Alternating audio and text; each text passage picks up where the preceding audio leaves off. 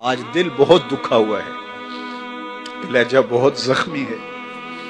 56-57 اسلامی ملک اور غیرت کا جنازہ اٹھ چکا ہے اور مسجد اقصی میں گولیاں برسائی جا رہی ہیں۔ اللہ ہمیں وہ دن نصیب کرنا کہ ہم ایک حج ایسا بھی کریں کہ مسجد اقصی سے حرام بند ہے۔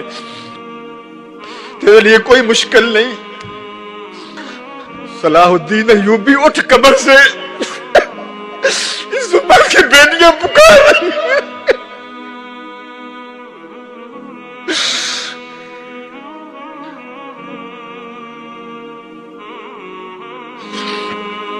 نجدین نبی دا وانگ یتیمہ تے کر کر تکے کھاوے کتوں لبا عمر بہادر بندے نوں گا۔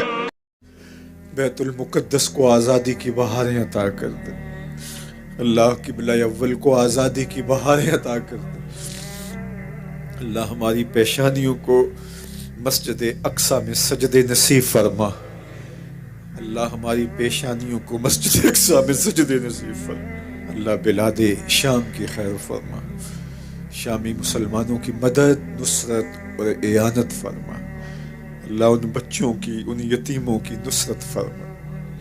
اللہ ان دکھیوں کے حال پہ رحم فرما۔ اللہ تیرے علاوہ ان کا کوئی نہیں ہے، اپنے کرم سے ان کی مدد فرما۔ اللہ امت کو کھویا ہوا وقار عطا کر دے۔ اللہ امت کو کھویا ہوا وقار عطا کر دے۔ روہنگیا کے مسلمانوں کی مدد فرما۔ اللہ بلوچستان میں سیلاب زدہ علاقوں کی خیر فرما۔ اللہ اس لہو امت کی خیر کر دے۔ زخم امت کی خیر کر دے۔ بلاد شام کی خیر فرما۔ اللہ مسجد اقصی کو آزادی کی بہاریں عطا کر دے۔ اللہ یہ پھیلے ہوئے ہاتھ قبول کر دے۔ اللہ وہ خبر بھی ہمارے کان کبھی سن پائیں کہ مسجد اقصی آزادی کی بہاریں دیکھ چکی۔ اللہ مقبوضہ کشمیر کو آزادی کی بہاریں عطا کر دے۔ وہ وقت نصیب کر دے، وہ لمحے نصیب کر دے کہ اسلام کا جھنڈا سب سے اونچا دیکھیں۔ اللہ اسلام کو فروغ اور باقپن عطا کر دے۔ اللہ کرم فرما دے۔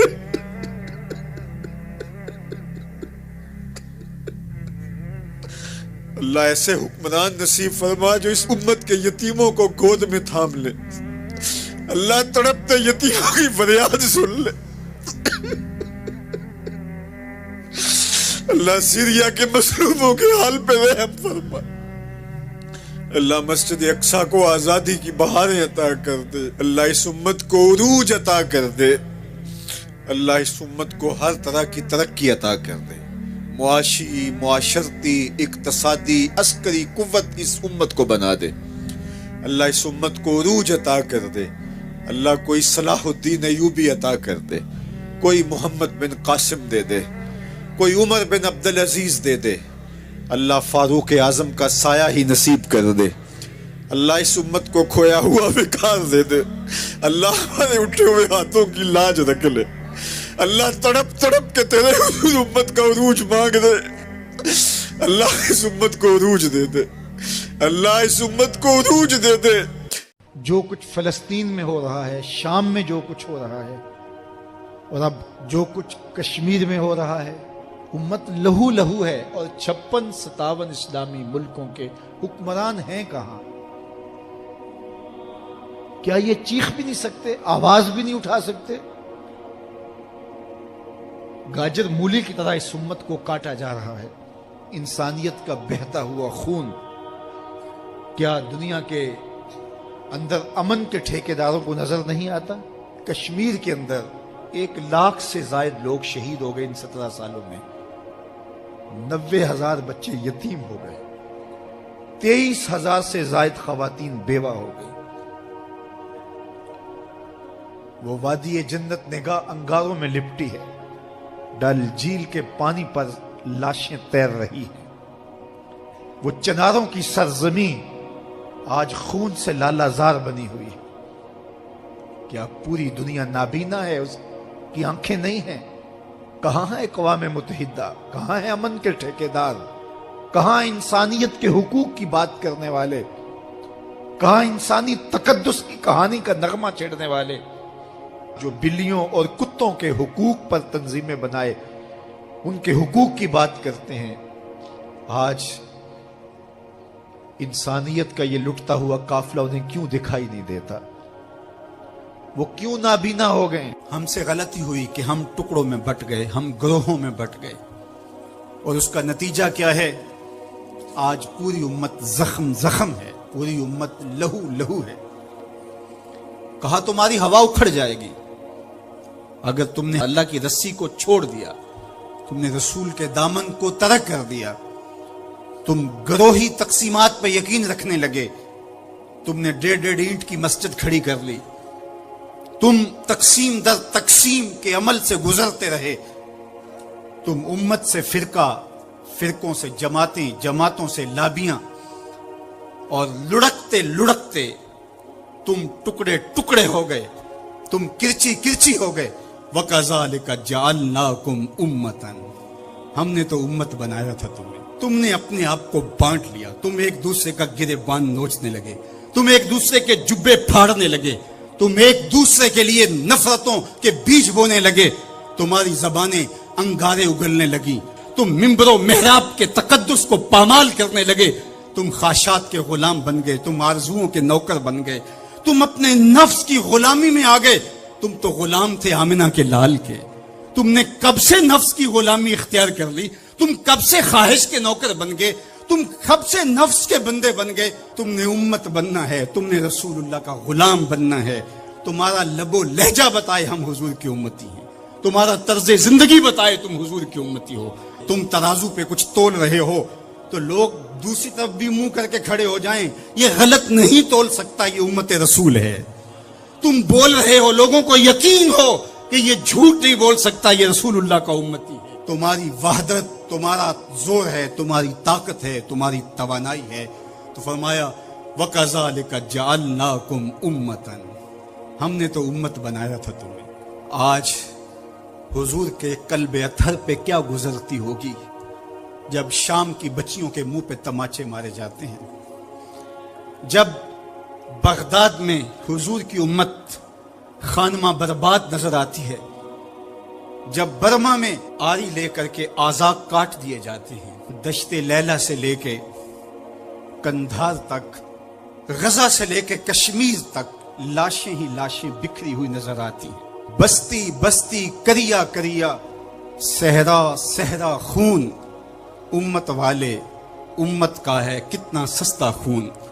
شام، قدس، کشمیر اور برما، کس کس کا احوال کہوں، ہر سو زخمی، ہر سو لاشیں، ہر سو بہتا خون، امت والے امت کا ہے کتنا سستا خون۔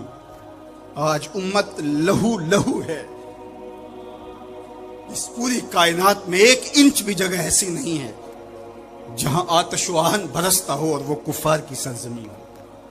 جہاں بھی خون بہتا ہے وہ بستی مسلمانوں کی ہے، جہاں لاشیں گرتے ہیں وہ گھر مسلمانوں کا ہے، جہاں عصمتیں لٹتی ہیں وہ خطہ مسلمانوں کا ہے۔ یہ ہمارے گناہوں کی سزا ہے جو ہم کاٹنے پہ مجبور ہیں، اور جب تک ہم امت نہیں بنتے تب تک رسوائیاں ہمارا مقدر ہوں گی۔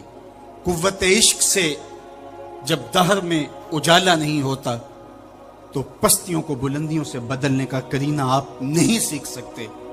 نام محمد کو تھام کر کے، امت کی وحدت کے تصور کو اجاگر کر کے، حضور کا پاکیزہ وجود جو امت کی وحدت کا ضامن ہے، اس سے بے لوث محبت کا رشتہ اور الفت کا ربط جب تک مضبوط نہیں ہوتا تب تک ہم ان مشکلات سے کبھی بھی نہیں نکل سکتے۔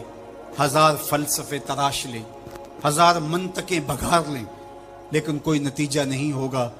تمہیں نتیجہ تب ہی ملے گا جب حضور کے قلب اطہر کو آرام پہنچاؤ گے، جب امت بن جاؤ گے، جب حضور علیہ السلام سے وابستگی اپنا شعار زندگی بنا لو گے، تو پھر دہر میں اجالا اور روشنی حضور علیہ السلام کے نام کے صدقے سے نصیب ہوگی، اور تقدیر کا قاضی تمہاری سزائیں معاف کر دے گا، اور پھر نتیجہ تمہارے سامنے اس صورت میں نمودار ہوگا کہ تم بحر و بر کے مالک ٹھہرو گے، اور کائنات کے اندر حضور کے ساتھ وفا کے رشتے کے نتیجے کے اندر لوح بھی تمہارے ہاتھ میں ہوگا، قلم بھی تمہارا ہی مقدر ہوگا۔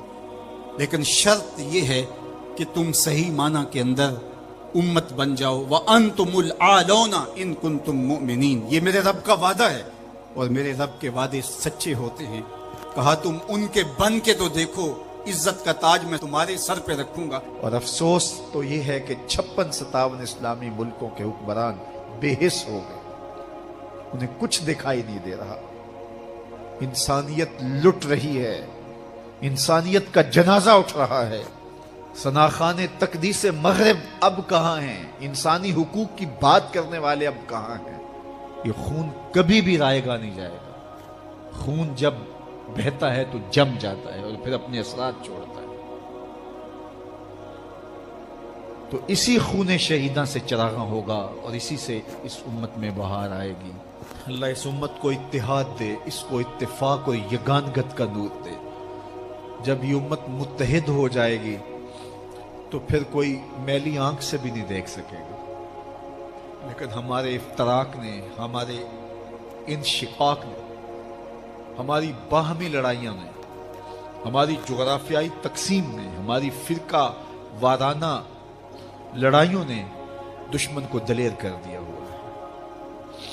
آج حکمران صرف اپنے سطحی مفاد کے لیے، صرف سطحی مفاد کے لیے امت کا بہتا ہوا خون گوارا کر رہے ہیں۔ کتنا نازک دور تھا اس امت پر، اور ہم کیا کر رہے ہیں اور کیا کرنے جا رہے ہیں۔